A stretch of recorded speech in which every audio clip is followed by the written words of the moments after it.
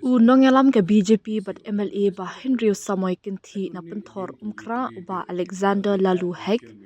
ha ka khat nyo trik nailar ula ong ba umyo I satya bakandan ka no kuno ka jingsyier na ka jingkiew jingki weipat ki seng sain pyrthei hapo ka constituency jong u ha bakli uba Hek ula ong ba barok ki seng sain pyrthei ki don ya ka hok banya khun ya ka election na ka no kuno ka constituency hapo ka jila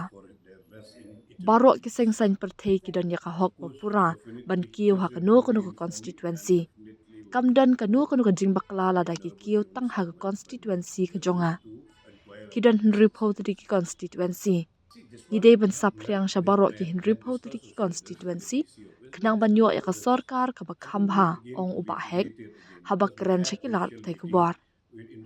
habakali halor ka jingkiew ha ka jingdan banta jo ka seng Voice of the People Party VPP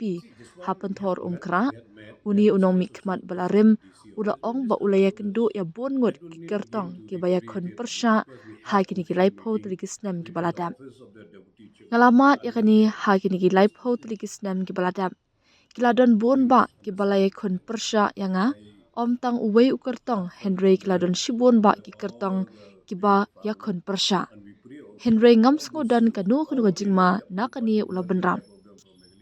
All political party has every right to be raised in any constituency. This is nothing wrong to raise in only my constituency. They have some 60 constituency. They should spread all over the 60 constituency to get a better, government and better,